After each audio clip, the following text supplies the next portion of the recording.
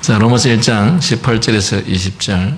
하나님의 진노가 불의로 진리를 막는 사람들의 모든 경건하지 않음과 불의에 대하여 하늘로부터 나타나느니 이는 하나님을 알만한 것이 그들 속에 보임이라. 하나님께서 이를 그들에게 보이셨느니라. 창세로부터 그의 보이지 아니하는 것들 곧 그의 영원하신 능력과 신성이 그가 만드신 만물에 분명히 보여 알려졌나니 그러므로 그들이 핑계하지 못할지니라. 조금 더 읽겠습니다.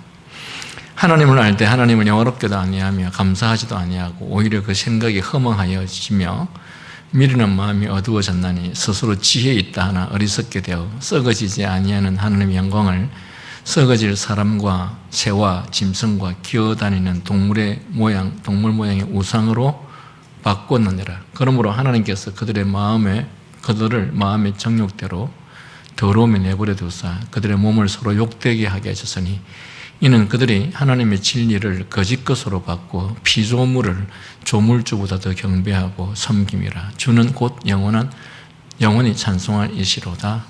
아멘. 여러분 혹시 이 내용이 무슨 내용인지 아시겠습니까?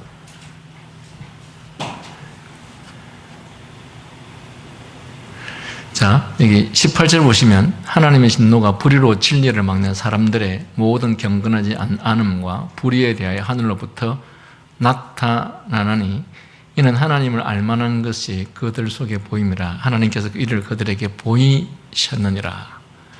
무슨 말이냐면 아담과 하와가 하나님께로부터 창조되고 난 이후에 아담과 하와가 범죄하죠. 범죄함으로 인해서 여기 18절에 이런 결과들이 아담과 하와 그리고 그 후손들에게 오게 되었습니다. 그래서 하나님의 진노가 불의로 진리를 막는 사람들의 모든 경건치 않음과 불의에 대해 하늘로부터 나타나게 되었다. 그런데 하나님이 아담과 하와가 범죄한 이후에 하나님께서 하나님의 능력과 신성, 하나님의 존재에 대해서 이 세상에 분명히 알리셨다라는 말이에요.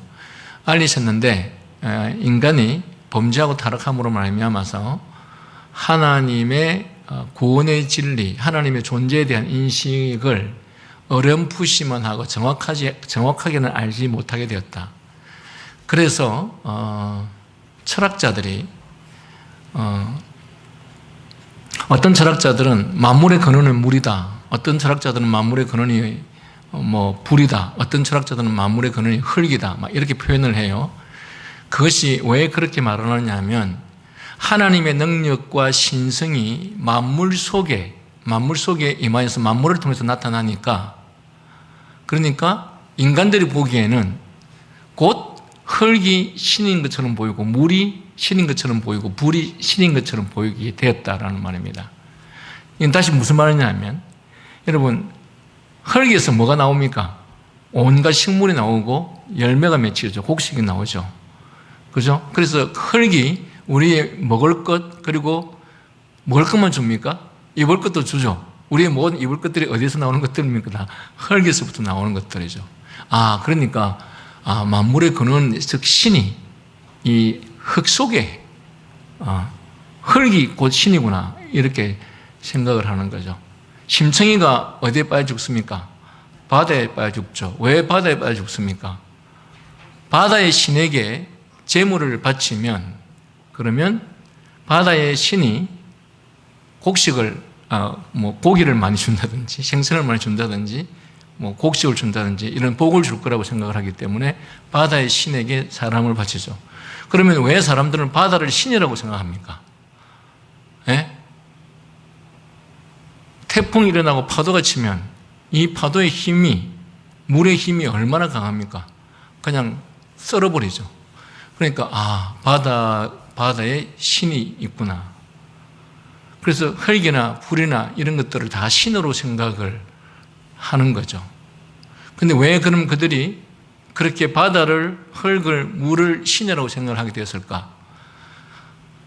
그것은 하나님의 능력과 신성이 물, 그 다음 흙, 공기 이런 것을 통해서 하나님의 능력과 신성이 나타나니까 그게 곧 신인 줄로 생각을 하는 거죠. 그런데 그들은 무엇을 못 보느냐?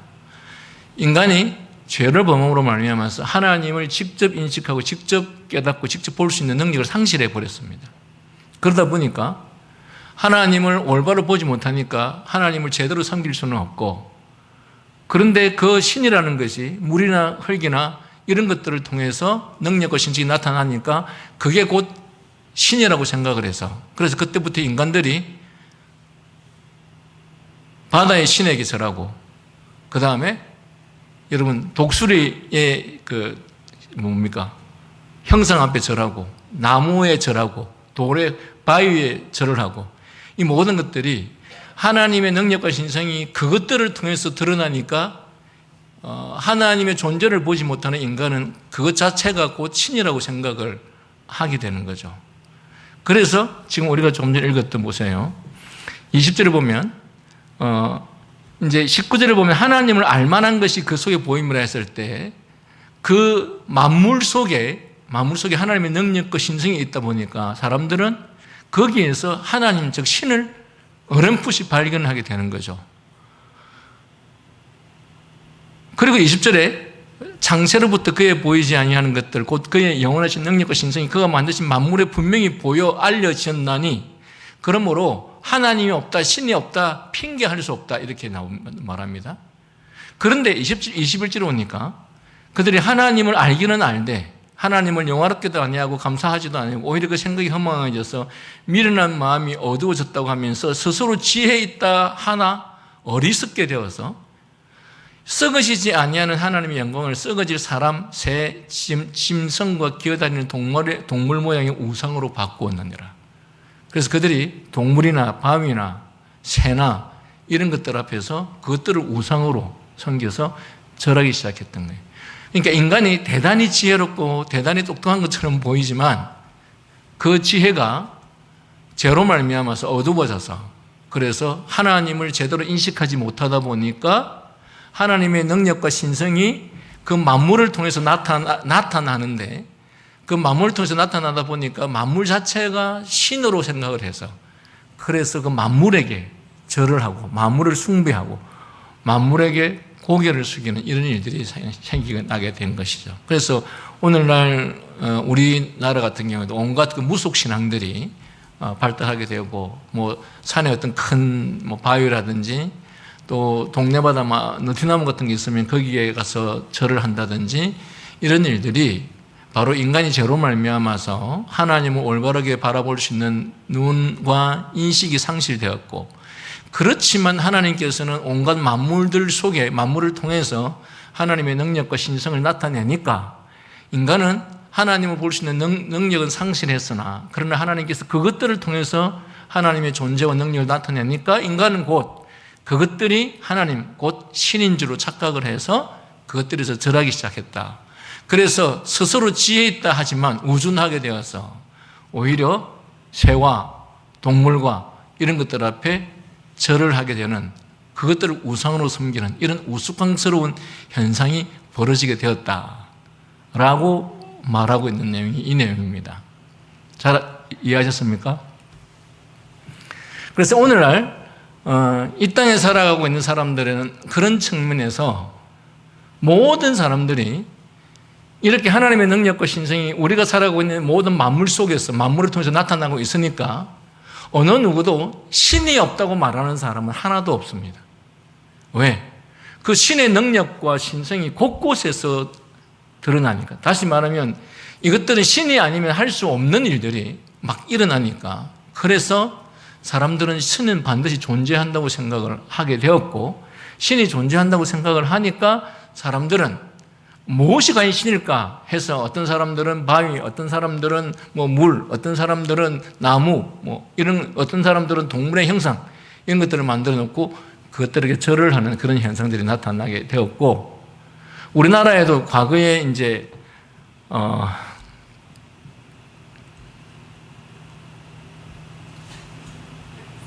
그런 제사들이 많았잖아요. 뭐 김제, 벽골제 아니고 동예 무천, 뭐 고구려 동맹, 뭐 이런 그 제사들이 많았잖아요. 그러면 그들은 신을 본 적도 없고 신을 알지도 못하는데, 그리고 그 당시에 종교가 있었지도 않았는데 어떻게 그들은 추수가 끝나고 나면 그 추수를 갖게 해준 신을 향해서 제사를 드리게 되었을까?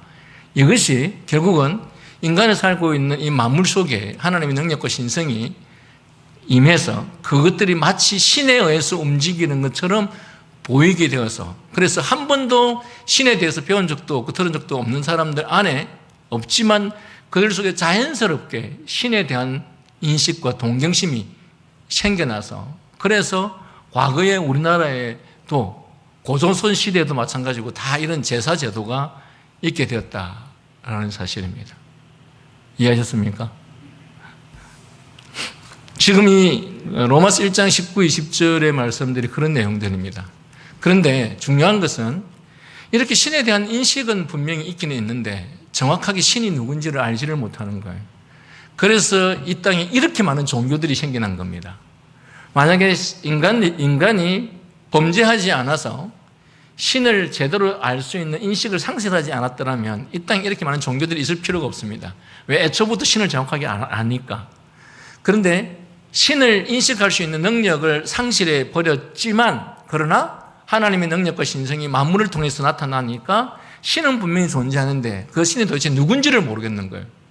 그래서 사람마다 시대마다 다 나름대로 신을 찾는다고 찾았는데 그 신이 어떤 쪽은 불교, 어떤 쪽은 유교, 어떤 쪽은 뭐 이슬람, 이런 많은 종교들과 그 다음에 뭐 저 아마존이라든지 이런 깊은 그 산속에 같은 경우에는 그들이 뭐 자연신을 섬기는 이런 일들도 많이 있죠.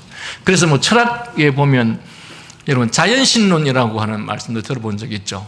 예, 많은 사람들이 자연신론을 믿습니다. 이 자연신론과 가장 가까운 종교 중에 하나가 바로 불교입니다. 윤회설. 그러니까 자연 자체가 신인 거죠. 그래서 자연 자체가 지금은 은별이로 이렇게 나와 있지만 은별이 죽고 나오면 바퀴벌레로 이제 다음에 이제 태어나고 막 이런 식으로. 자연은 영원히 없어지지 않습니다. 자연은 계속해서 돌고 윤회하는 거죠. 왜? 자연 자체가 신이기 때문에. 그래서 많은 사람들이 이 자연신론을 믿고 있습니다. 이유가 뭐냐? 하나님을 정확하게 볼 수 있는 능력을 상실해 버렸기 때문에. 그래서 그런 우리들에게 하나님께서 특별 은총이라고 하는 은혜를 베풀어 주셔서 우리로 하여금 하나님을 정확하게 알고 인식할 수 있는 눈을 주신 것이 바로 성령의 은혜를 통해서 우리로 하여금 거듭나게 하셔서 하나님의 진리와 말씀을 듣고 깨달아서, 다른 사람들은 자연 속에서 자연을 통해서밖에 보이지 않은 그것들이 오늘 우리들에게는 하나님의 말씀 성경을 통해서 하나님이 어떤 분이신지에 대해서 정확하게 알게 되었다. 그래서 칼빈은 이 성경을 가리켜서 안경이라 이렇게 말합니다. 안경. 제가 지금 이 안경을 딱 벗으면요, 저는 분명히 이 로마서 1장 1절부터 쭉 앞에 나와 있는데 사실은 안 보입니다. 어른거려서. 분명히 이게 글씨가 있는 걸 알고 있는데 이 글이 정확하게 뭔지가 안 보입니다.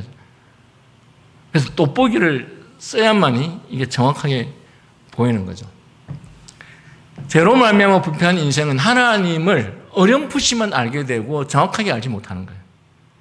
그래서 어렴풋이 알게 되다 보니까 그들이 이게 하나님일 것이다, 저게 하나님일 것이다, 이게 신일 것이다, 저게 신일 것이다 해서 각가지 그들이 종교를 만들어내고 각가지 신을 만들어내서, 그래서 오늘은 이 땅에 이렇게 많은 신들이 존재하고 있는 것이죠.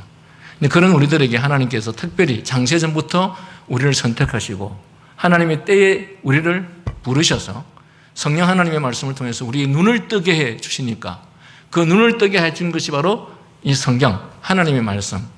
하나님의 말씀이라고 하는 안경을 통해서 보니까 지금까지 어렴풋이 만물을 통해서 하나님의 존재를 정확하게 보지 못했던 우리들이 이 성경을 통해서 하나님을 정확하게 보게 되었다. 그래서 성경은 마치 안경과도 같다, 이렇게 말하고 있습니다. 이게 바로 하나님의 특별 은총인 것입니다. 그러면 아담과 하와로 말미암아 범죄한 우리가 이 특별 은총은 상실했지만 그러나 일반 은총까지 다 상실해 버리느냐? 오늘 제목이 본성의 빛은 불충분합니다. 이 말은 자연적 빛은 불충분합니다. 이 뜻입니다. 그러니까 인간의 범죄함으로 말미암아서 원래의 본성, 즉 자연적인 것만 남았지 하나님께로부터 하나님을 제대로 인식할 수 있는 특별한 것은 이미 상실해 버렸다. 그런데 이 자연적인 것, 자연성만 가지고서는 하나님을 정확하게 볼 수 있지 못한다. 그것으로는 불충분하다.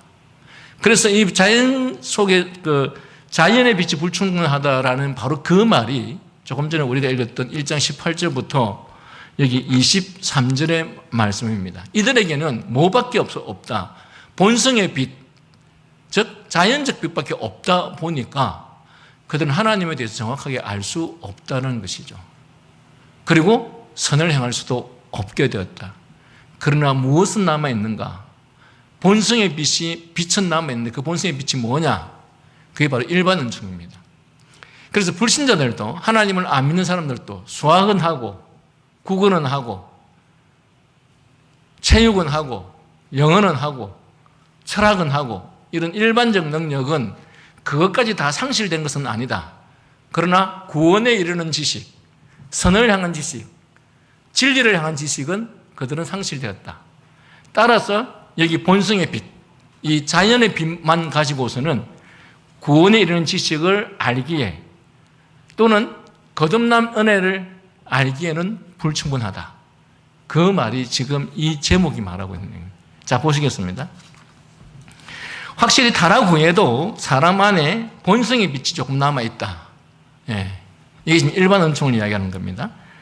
남아있고 그것에 의해서 사람은 하나님에 대해 자연 만물에 대해 그리고 명예로운 것과 수치스러운 것의 다른 점에 대해 약간의 개념을 갖고 있다. 그래서 하나님에 대해서 신에 대해서 어렴풋이 알고 있다. 그래서 그거를 우리는 말하기 일반적으로 종교성이라 그럽니다. 종교성. 모든 사람 안에는 이 종교성이 다 있습니다. 이 종교성은 가르치지 않아도 누구나 다 할 것이 종교성을 갖고 있습니다. 그게 타락 후에도 인간 안에는 이런 것들이 어렴풋이 남아있기 때문에 그렇다라는 것입니다. 그래서 하나님에 대해 자연에 대해 명예로운 것과 수치스러운 것의 다른 점에 대해서 약간의 개념을 갖고 있고 그 다음에 도덕과 외적 질서에 대해 어느 정도나마 존중을 보여준다. 그러니까 도덕과 외적 질서에 대해서 전혀 모른다, 인식하지 못한다는 것이 아니고 하나님에 대한 신에 대한 진리에 대한 인식은 상실이 되었지만 그러나 이 세상을 살아가는 일반적 은사에 대해서 지식에 대해서만큼은 어렴풋이 남아있어서 행할 수 있게 되었다라는 것입니다. 그래서 하나님을 안 믿는 사람도 각종 지식과 능력과 이런 것들을 행할 수 있다라는 이야기를 하고 있는 것이죠. 그러나 이 본성의 빛은 사람으로 하여금 하나님의 구원에 관한 참된 회의에 이르게 하기는커녕 자연적 문제와 사회적 문제들에조차도 합당하게 행하지는 못한다. 그래서 우리는 죄로 말미암아 뭐가 되었다고 합니까? 부패하였다 그러죠. 그래서 제가 늘 말씀드린 것처럼 지성, 감정, 의지가 다 부패하게 되었다. 감정이 사라진 것도 아니고 지성이 사라진 것도 아닙니다. 지성이 있는데 지성이 왜곡되었다. 진리를 상실하게 되었다. 그래서 옳은 것을, 참된 것을, 온전한 것을 제대로 분별하지 못하게 되었다. 감정도 여전히 살아있습니다. 그러나 그 감정이 바른 감정으로서의 역할을 못하게 되었다. 그래서 인간의 감정은 신뢰할 수 없습니다. 제가 가끔씩 말씀드리잖아요. 사람들이 뭐 중립 이렇게 말하는데 무슨 중립은 중립이에요. 누가 중립하고 있습니까? 아무도 중립할 수 없습니다. 왜? 인간의 감정이라는 것이 왜곡되고 타락되었기 때문에 이것 아니면 저것이지 중립이라는 것은 있을 수가 없는 것이에요. 자, 이처럼 지식과 감정이 본래의 모습을 있기는 하되 존재하기는 하되 그 본래의 모습을 상실했다라는 것입니다. 그래서 자연적 문제와 사회적 문제들에 대해서조차도 합당하게 사용하지 못한다 이렇게 말합니다. 만약에 완전히 상실되었다면 자연적 문제와 사회적 문제들에 대해서 아예 못한다 이렇게 되지 합당하게 하지 못한다 이런 말을 하지 않는 것이죠. 예. 저희 교회가 바른 교회가 되고 싶어 하잖아요. 왜 그렇습니까? 바르지 못한 교회가 너무 많기 때문에.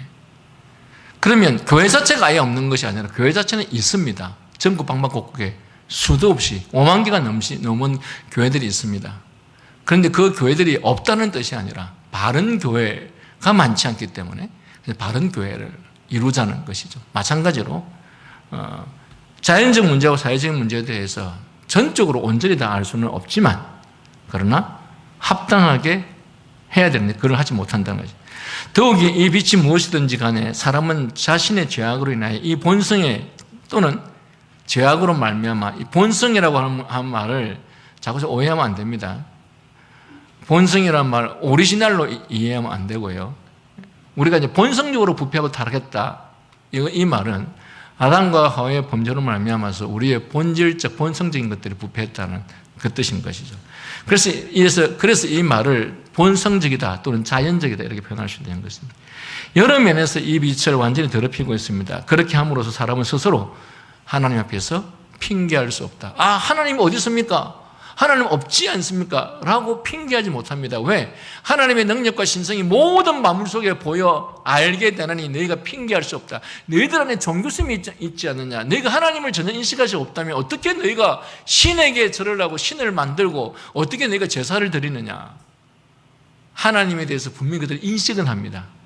그러나 말씀드리지만 하나님을 정확하게 알지는 못합니다. 하나님을 정확하게 알 수 있는 방법은 유일하게 안경이라고 하는 이 성경을 통해서 많이 알 수 있습니다. 그래서 우리는 하나님을 몰랐습니다. 하나님을 알 능력도 없습니다. 라고 핑계할 수 없다. 하나님은 분명히 너희들에게 하나님의 능력과 신성을 너희들에게 보여주었다. 이렇게 말을 하고 있는 것이죠. 자, 1조에서 조상들은 죄에 빠진 결과로 생긴 사람의 전적 타락과 부패에 대한 개혁교회의 입장을 진술했습니다. 조상들이 그렇게 하는 것이 필요했던 이유는 아르미니스주의자들이 사람이 전적으로 악하지 않고 다만 죄로 강하게 기울어지게 되었다고 가르쳤기 때문입니다.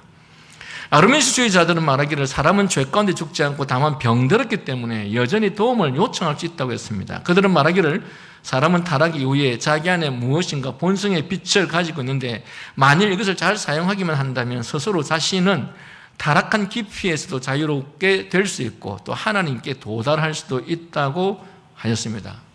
바로 이 아르미니우스주의적인 이 사상과 신학이 오늘날 모든 거의 대부분의 신자들 안에 우리도 모르는 사이에 자연스럽게 스며들어 있기 때문에 그래서 제가 오늘 오전에도 말씀드렸던 것처럼 오늘도 우리는 누구보다 뭔가가 뛰어나거나 잘 됐거나 훌륭하거나 하면 내가 다른 사람과는 다르게 살아서 내가 의롭게 살아서 내가 선하게 살아서 이렇게 되었다라는 생각을 하게 되고 그리고 그런 사람들이 여기 앞에 나와서 간증을 하는 거예요.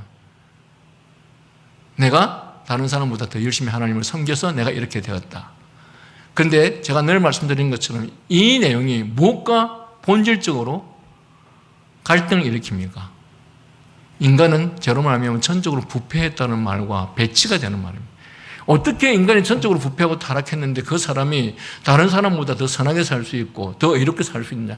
그럴 수 없다는 것이죠. 그래서 어떤 사람이 다른 사람보다 더 나은 인생을, 더 특별한 인생을 살고 있다면 그것은 그가 선하게 살았거나 거룩하게 살았던 것에 대한 결과가 아니고 그냥 하나님께서 베풀어 주신 은혜와 긍휼일 뿐이고 그러나 거기에는 인간의 공로라는 것은 도무지 없다라는 것입니다.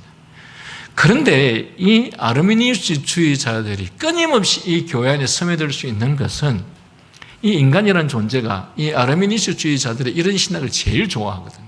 왜 제일 좋아할까? 인간의 안에는 뭐가 있습니까? 죄성이 있죠. 이 죄성은 끊임없이 자기의 존재를 드러내고 싶고 과시하고 싶고 자랑하고 싶은 게 인간입니다.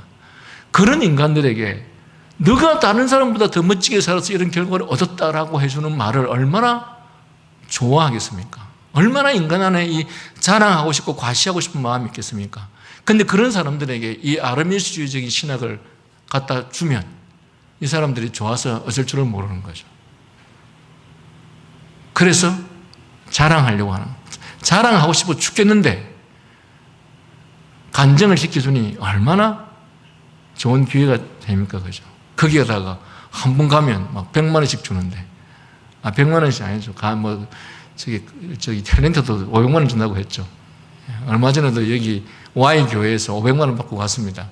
어떤 이제 별로 인기 없는 탤런트가. 아마 탤런트 중에서 뭐라 그러지? 키 작고, 빠꾸기나 그러나?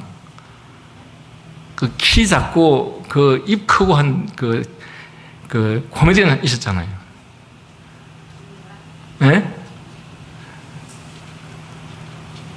제 생각이 잘 안 나네. 여자 말고 남자.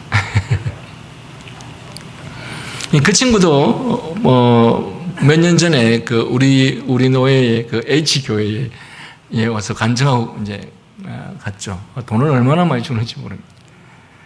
어쨌든 이런 사상들이 교회에 잘 먹혀 들어가는 이유는 사람 안에 끊임없이 인간은 남보다 뛰어나고 싶고 남보다 잘나고 싶고 남보다 특별하고 싶은 마음이 있기 때문에, 그래서 그런 어떤 특별한 사람들을 갖다가 앉혀놓고 그들이 말하는 것을 들으면 나도 그렇게 될 수 있을 것 같거든요.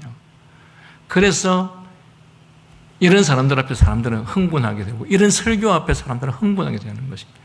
너가 한 것은 아무것도 없다, 너는 아무것도 자랑할 것이 없다, 이렇게 하면 그 인간의 끊임없이 자기를 드러내고 과시하고 싶은 우리의 욕망을 자꾸 죽이는 역할을 하니까 이런 신학은 별 재미가 없고 사람들에게 매력도 없습니다. 그래서 왜 많은 사람들이 모여서 설교를 듣고 흥분하고 많은 사람들이 모여서 그렇게 좋아하는 큰 교회가 이루어질 수 있는 이유가 뭐냐 하니까, 이런 아르미니스주의 신학을 사람들에게 가르침으로 인해서 그들로 하여금 그렇게 자기를 특별하게 과시할 수 있는 기회를 갖게 만드는 것이죠. 자, 그런데 우리 조상들은 이들의 잘못을 다음과 같이 요약합니다. 타락한 자연인은 일반 은혜를 잘 사용할 수 있고, 또한 타락 이후에도 여전히 남아있는 선물들을 잘 사용할 수 있으며, 그리하여 그는 도구들을 잘 사용함으로써 더 좋은 은혜, 곧 복음적 은혜 혹은 구원한 은혜와 구원 그 자체를 점차적으로 얻을 수 있습니다 라고, 이거는 아르미니스주의자들이 말한 것들을 요약했습니다. 우리 조상들이. 자, 여기에서 아르미니스주의에 따르면 인간은 타락 후에도 여전히 본성에 빛이 있어서 하나님을 아는 구원하는 지식과 회심에 이르도록 하기 위해 그것들이 사람을 돕는다고 말합니다. 하지만 조상들은 이 주장을 거부했습니다. 확실히 하나님께서는 처음에 당신의 형상대로 사람을 창조하였을 뿐만 아니라 사람에게 하나님의 형상을 나타내라는 명령을 성취할 수 있는 능력을 주셨습니다. 처음에는. 그리고 하나님께서는 특별한 선물들로 사람을 준비시켜 사람이 당신을 나타내는 자기 사명을 실행할 수 있게 하셨습니다. 그러나 타락으로 인해 사람은 이 선물들을 잃어버렸습니다. 사람은 하나님의 형상을 나타낼 수 있는 능력을 상실해버렸습니다. 하지만 이러한 상실은 사람이 동물이 되었다는 뜻이 의미하는 것은 아닙니다.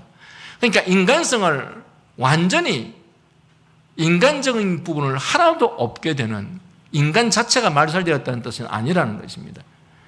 이렇게 하나님께서 주신 능력과 지혜를 하나님의 형상을 상실하게 됐기 때문에 이제는 마치 동물처럼 되어버렸다라는 뜻을 말하는 것은 아니라는 것입니다. 왜? 사람은 여전히 그럼에도 불구하고 사람입니다. 마찬가지로 타락 후에라도 사람들이 범할 수 있는 모든 죄들을 항상 범한 것은 아닙니다. 그렇게 된 데에는 무엇인가가 있는데 그것을 본성의 빛이라고 부르는 것입니다. 마치 우리가 생각하는 것처럼 그것에 의해서 사람은 하나님에 대해, 자연 만물에 대해, 명예로운 것과 수치스러운 것에 다른 점에 대해 약간의 개념을 갖고 있고, 그 다음에 도덕과 외적 질서에 대한 약간의 존중을 보여줍니다. 여러분, 이 아르미니우스주의 사상 같은 것들이 있는 곳에는 무엇도 통할 수 있냐면 진화론도 통할 수 있습니다. 여러분, 인간은 하나님께서 처음부터 인간을 창조하시고 동물은 처음부터 동물을 창조하셨습니다. 인간이 타락했다고 해서 동물이 되는 것도 아니고 동물이 선을 행했다고 해서 사람이 되는 것도 아닙니다. 그런데 이런 아르메니주의적인 사상은 결국은 이런 진화론 같은 사실설들도 믿을 수 있게 만드는 하나의 조건을 제공해주는 그런 역할도 하게 되는 것이죠. 자, 사람은 자신이 예전에 어떤 사람이었는지에 대해 적은 흔적을 보유하고 있습니다. 물 위에 떠 있는 난파선에 예전의 모습의 흔적이 있는 것처럼 사람이 예전에 어떠했는지에 대한 증거가 사람 안에 남아 있습니다. 그러므로 조상들의 질문은 이런 것이었습니다. 사람이 타락에도 불구하고 여전히 사람으로 남아 있다면 우리가 그러한 증거를 가지고 다시 하나님의 호의에 이르기 위해 열심히 노력하는데, 다시 말해서 믿음에 이르도록 하기 위해서 요용하게 있는가? 이것들에 대해서 아르메니스주의자들은 이것이 가능하다고 말한 반면에 조상들은 사람이 영적으로 죽었고 전적으로 타락했기 때문에 그렇지 않다, 불가능하다라고 말합니다. 조상들은 성경이 다음 구절에서 말하는 바에 근거해 그렇지 않다는 것을 확신할 수 있었습니다. 1장 20절에서 32절 사이 가운데서 창세로부터 그에 보이지 아니하는 것들 곧 그의 영원하신 능력과 신성이 그 만드신 만물에 분명히 알게 되나니 그러므로 저들이 하나님이 없다라고 핑계할 수는 없다. 그러나 그들은 하나님을 어렴풋이 알게 되지만 하나님을 정확하게 알지 못함으로 말미암아서 하나님을 영화롭게도 하지 않고 또 하나님께 감사치도 아니하고 그 생각이 허망해지며 미련한 마음이 어두워졌다라고 말합니다.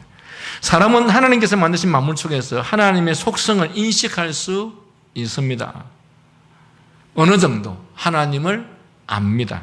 그러나 사람이 이 계시로 무엇을 행합니까? 이 계시와 더불어 본성의 빛 또는 본래의 자연의 빛이 함께 작용한다고 해도 사람이 그러한 것을 가지고 하나님께 더 가까이 가기 위해서 이 계시로 사용합니까? 전혀 그렇지 않습니다. 오히려 22절 이하의 구절들이 진술하는 것처럼 사람은 이 하나님의 계시, 즉 능력과 신성을 통해서 하나님의 존재에 대해서 우리들에게 알려주시는 그 계시를 오히려 우상으로 만들어버렸다랍니다.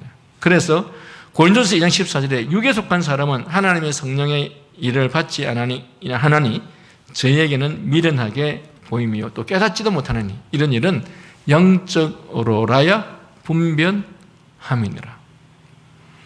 본성의 빛이 이렇듯 사람에게 도움이 됩니까? 그렇지 않습니다. 본성의 빛은, 자연적 빛은 성경에서는 하나님의 성령께서 하시는 일이 타락한 사람에게는 여전히 미련하게 보일 뿐이라고 가르칩니다. 마태복음 26장 22, 23절에 예수님께서는 당신의 고난과 복음의 부활이 임박했음을 저희들에게 말씀하셨습니다. 베드로가 예수를 붙들고 간하여 가로되 주여 그리마옵소서 이 일이 결코 주에게 미치지 아니하리이다.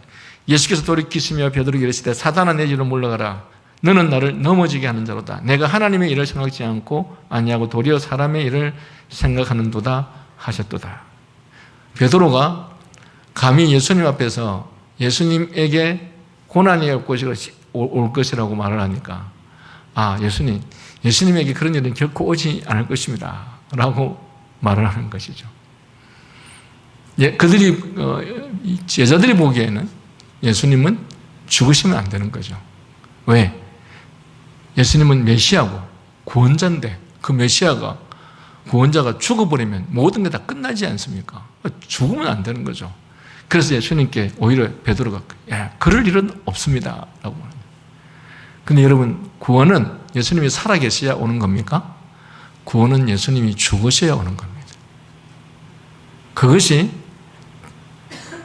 영적 진리를 알지 못하는 인간에게는 미련하고 어리석어 보일지 모르겠지만, 그러나 하나님 나라의 역사는 예수님은 십자가에 죽으셔야, 그래야 그 죽으심에 통해서 우리의 죄가 사하여지고 예수님께서 그 죽으심을 통해서 우리가 지은 죄에 대한 대가를 대신 지불하시고 우리로 하여금 죄로부터 자유케, 우리로 하여금 의롭게 하시게 되는 것이죠.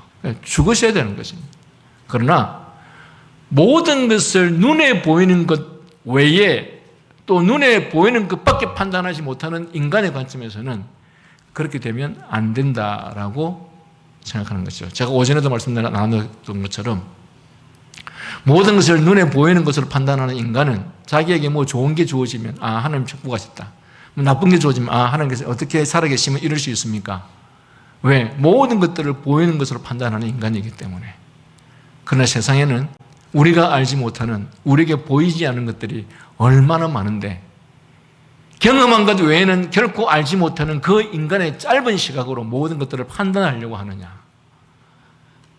제가 그래서 항상 말씀드리죠. 우리가 무엇인가를 판단하려고 할 때 여러분 참 조심해야 될 게 우리가 그 분야에 대한 지식이 얼마나 있느냐는 것입니다.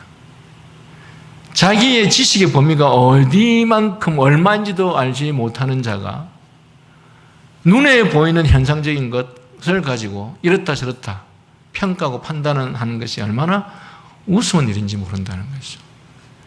그래서 보이지 않는 하나님께서 행하시는 그 수많은 일들이 우리에게는 있고, 그런데 눈에 보이고 실제로 경험한 그 외에는 보지 못하는 어리석은 인생이 눈에 보이는 어떤 것에 따라서 이것은 하나님의 은혜가 아니다, 이것은 하나님의 은혜다 말하는 것이 얼마나 어리석은지 모른다는 것이죠. 그러나 여러분, 우리들에게는 한 가지 비결이 있습니다. 우리가 다 경험하지 못하고 다 보지 못하고 한다 할지라도 하나님의 일하심에 대해서, 하나님의 뜻에 대해서 알 수 있는 비결이 있습니다. 그것은 바로 하나님의 말씀 진리 안에 있습니다. 사도 바울은 그는 여자도 아니었고 아이를 낳아본 산모도 아니었습니다. 그러나 사도 바울은 산모의 고통을 누구보다도 잘 알고 있었던 것이었습니다. 왜? 그는 인간이 직접 경험하지 않았지만 하나님께서 그 고통이 무엇인지 바울에게 알려주셨기 때문에 그렇다는 것입니다.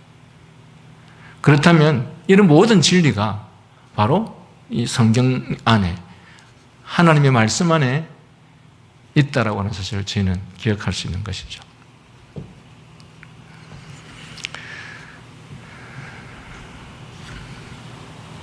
마지막 문단, 조상들은 아르미스주의자들이 가르치는 바가 적합하지 않다는 걸 지적하기를 원했습니다. 사람은 본성의 빛을 사용한다고 해도 하나님께로 돌아가는 길을 발견할 수 없습니다. 왜? 이 본성의 빛은 사람을 구원하기에 부적당합니다. 실제로 우리 안에 남아있는 흔적은 우리를 대항하여 증거하고 우리가 하나님께서 이전에 우리에게 주신 위치로부터 얼마나 깊이 타락했는지를 강조하는데, 알리는 데 사용될 뿐입니다. 이는 조상들이 다음과 같이 말한 바와 같습니다. 이 빛이 무엇이든지 간에 사람은 자신의 죄악으로 인하여 이 본성의 빛을 억누르고 있으며 여러 변에서 이 빛을 완전히 더럽히고 있습니다. 그렇게 함으로써 사람은 스스로 하나님 앞에서 핑계할 수 없게 되었습니다.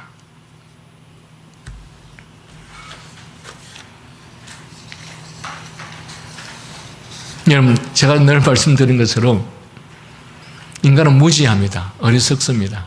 그리고 우리가 눈으로 보고 경험하고 몸으로 보고 경험하고 한 것은 하나님 나라의 전체 역사 속에서 점의 점만큼도 되지 않습니다.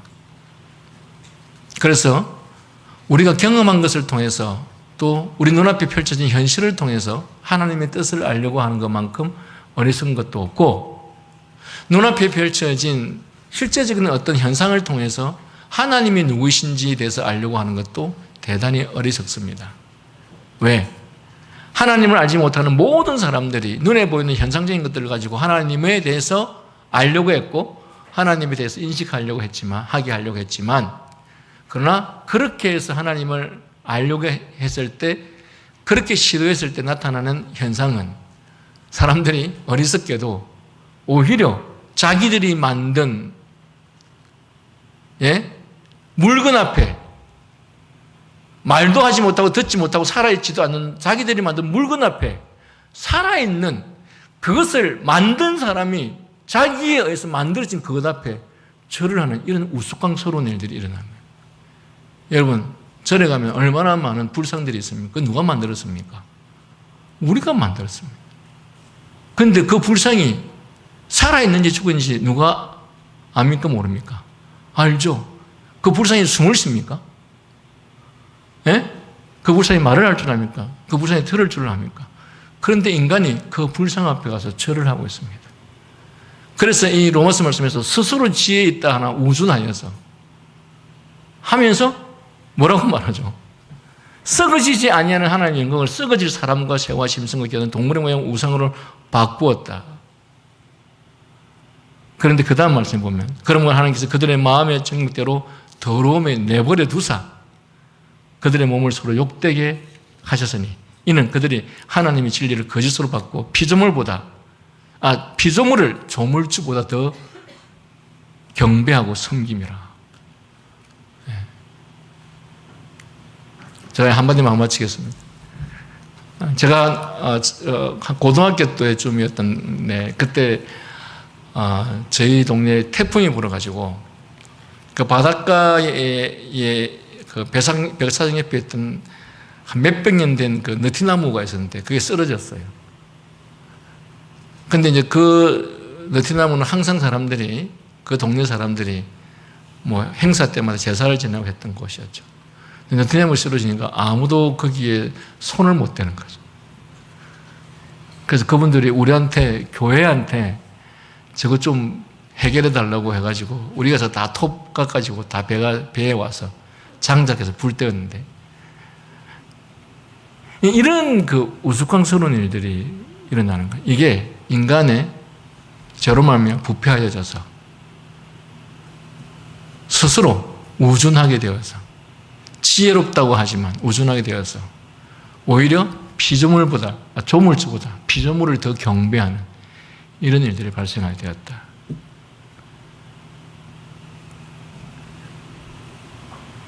그러나 그들에게도 본성의 빛은 조금 남아있어서 일반 은총, 정치, 경제, 사회, 문화, 국어, 영어, 수학, 도덕 이런 것들을 공부할 수 있는 능력은 그래도 남아있다. 그러나 구원의 진리, 참 복음의 진리는 그들은 결코 깨달을 수가 없다. 하나님의 말씀이 아니고서는 방법이 없다. 그래서 그런 사람들이 아무리 하나님의 은혜가 임하지 않은 사람은 아무리 성경을 읽어보았자 그들은 하나님의 진리를 알 수가 없습니다. 그 도올 김용옥 교수가 성경을 자기는 뭐 몇천 번 읽어봤다고 이야기를 하죠. 그 심지어 도올 김용옥 교수가 서점에 로마서 강의 책도 썼습니다. 그런데 그는 하나님의 이 진리를 알지 못하죠. 왜? 그는 모든 성경을 자기의 본성의 빛만 가지고 판단하기 때문에 그는 영적 진리를 깨달을 수가 없는 것입니다.